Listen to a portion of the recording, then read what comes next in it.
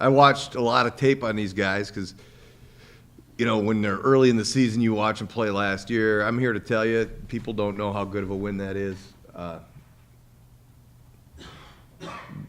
There are nights where a lot of things go right. Tonight was one of them. And when you get off the kind of shooting start we did, it just kind of put us into a comfort zone. But the amount of field goals we scored off assists early on, at one point, I think we had 16 field goals, 13 were assisted. That's a recipe for success for this group. And it was after what was a real grind in our opener, it was nice to see what happens when our offense and defense function well simultaneously tonight. Questions? Coach, Kenny did miss a 3 tonight. Can you take me through his performance? I had a talk with him, and I'm going to take all credit for his shooting performance so far.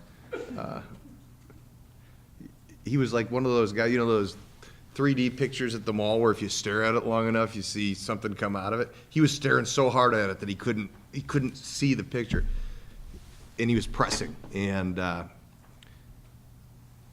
he came up to me before our opener and said, my shot feels really good tonight. I said, well, then why don't you let a few fly? And he did, and I think that gave him a lot of confidence going into this game. But, I always like to think that the act of finishing the possession with the made shot should be the easiest part of the whole possession, and that the work that other people put in to get you open, it just so happens that that's a role that Kenny was born to play and play well. And he's unharnessed, man. He's got that thing off. It looks good coming off his hand. It looks good going through the hoop. Coach, 15 three-pointers tonight. Was the second most, of course, what I looked at, second most three-pointers your team has had under your tenure. Bean Willis had 16 against Akron by himself one night, I believe. No, I'm kidding. If anyone's here for that performance, you remember what I'm talking about. Is this one of the best offensive performances you've seen you guys? Again, as a coach, you don't focus about if that shot is going in. You look at what led up to it. And Jerron, if teams are going to extend on us, Jerron is going to have a chance to get downhill. Jerron was rolling downhill. Gavin was rolling downhill. We had guys really getting 2 feet in the paint. And you shoot a high percentage of threes when you take good threes. And at the end, of course, there were some silly ones that went in. But that happens after you've knocked. And I think our first 4 possessions, we came over, they called a timeout. First 3 possessions, we made 2 threes and missed a wide open one. And I said, guys, if you keep doing that all night, we're going to be just fine. So,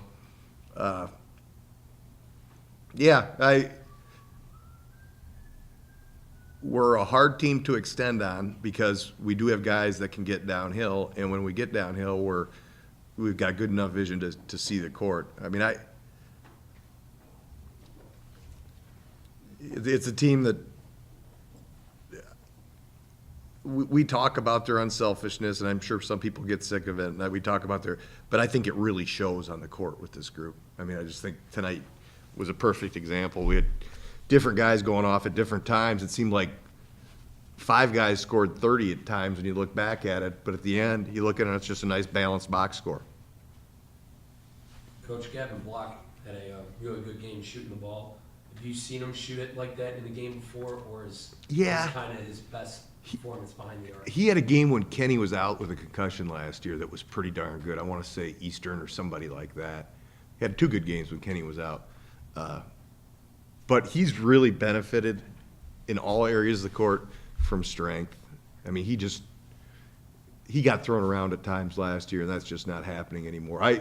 This was in a lot of ways, this was a weight room win.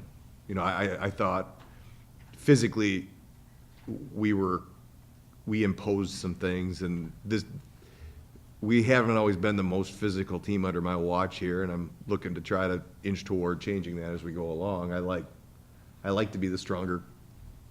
I'm compensating for my own inadequacies by trying to be a strong team, I guess. I don't know. What goes through your mind when you look at your starting offense, and even if Jerron and Antonio combined for 9 points in that first half. You still have all those guys that anybody who gets the ball has an open shot can, make plays. Absolutely, and you see it from different guys, and that you want to have a team that's difficult to draw up a game plan to stop.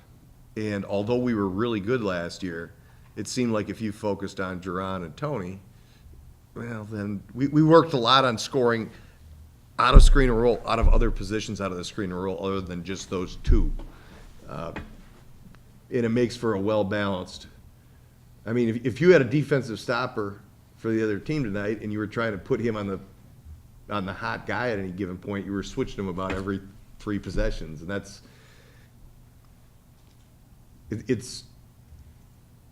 it shows the confidence guys have in each other. It really does.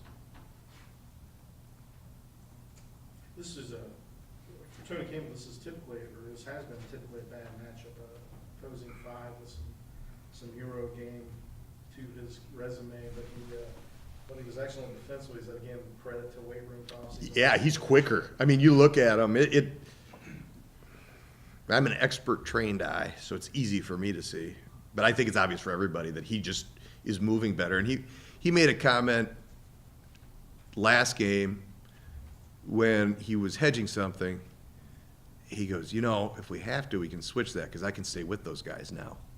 That was pretty telling, where he's feeling himself a little bit on the defensive end and knows that he's quicker laterally, knows that he's more active. He is a kid that really needs a lot of credit for what he did on his own. I certainly did not give him a diet. I did not. He decided that it was going to be very important to him, and it's aided us in so many ways, but it's also aided him personally in so many ways, and it will do nothing but help him as he moves on beyond Ohio University into his future. I told him, I said,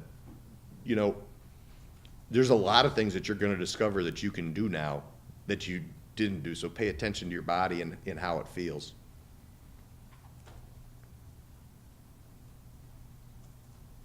Rodney Culver, Jason Carter, have you gotten yourself settled in for the yo-yo that is a freshman basketball season? Rodney was great 2 nights ago.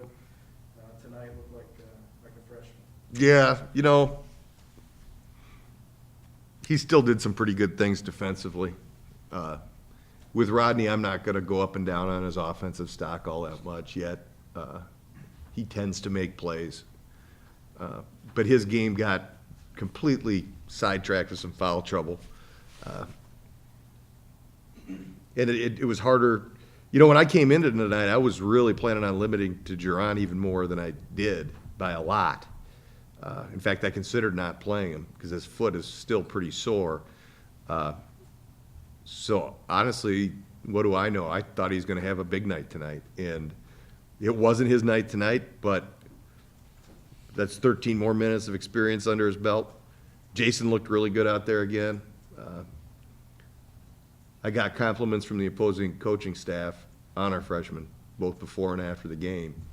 About what?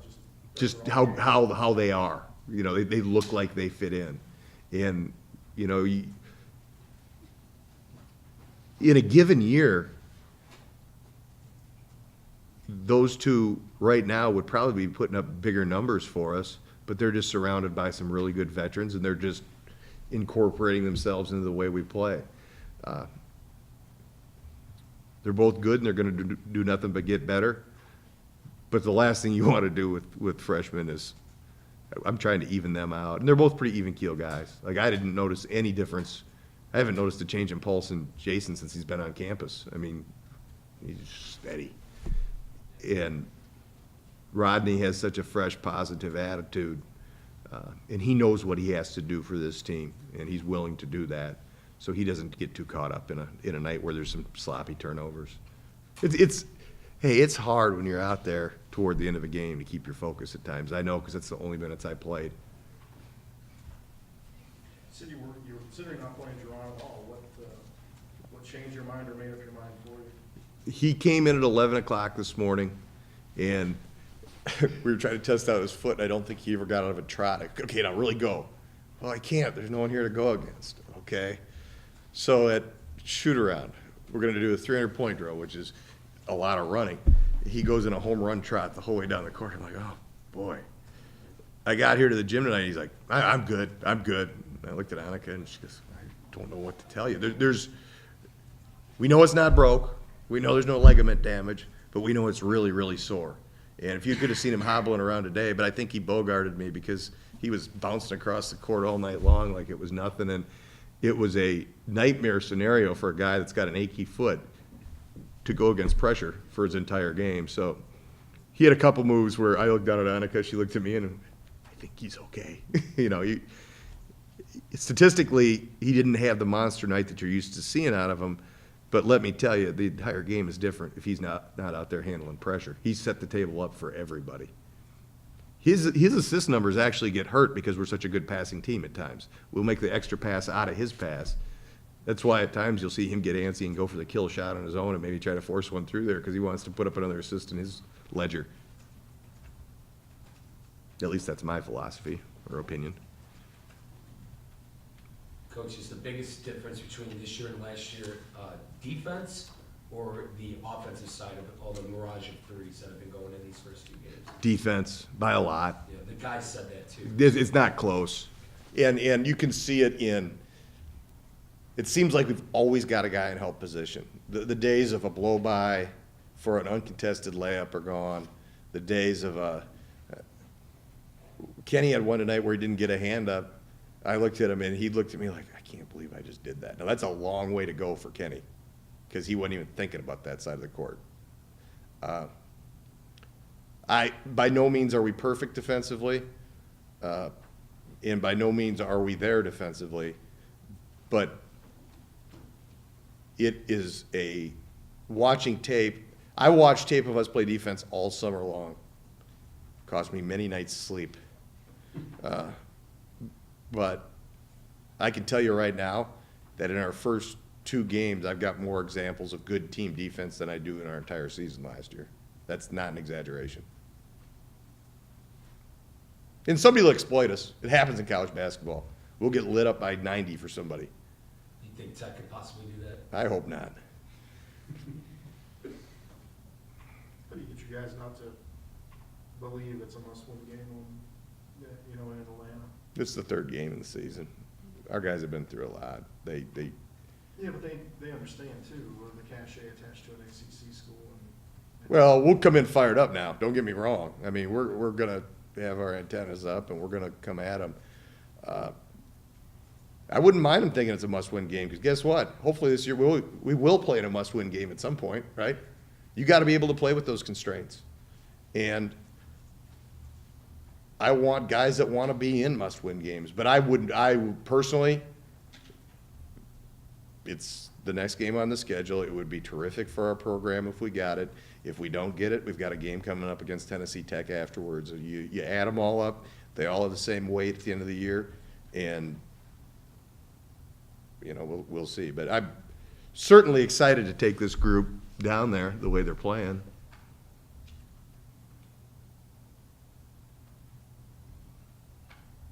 Anything else? If Jordan Gardis or Jerron gets hurt, is Kyrie the backup point guard to them right now? They're not going to get hurt. I've made a deal with them. I think we're still searching a little bit. I think Kyrie's capable. Rodney shows some. We've worked both those guys there. There's scenarios where Gavin could bring the ball up the court. Particularly, you throw him in at, say, a 3, and if he's got a guy that doesn't pressure the ball as well. If both those guys are hurt, we're going to really have to reinvent some things. But I think any team in America, if you take out their top 2 point guards, you're in a world of hurt. So I don't know. You plan on doing something to them? Because I'll get a restraining order immediately.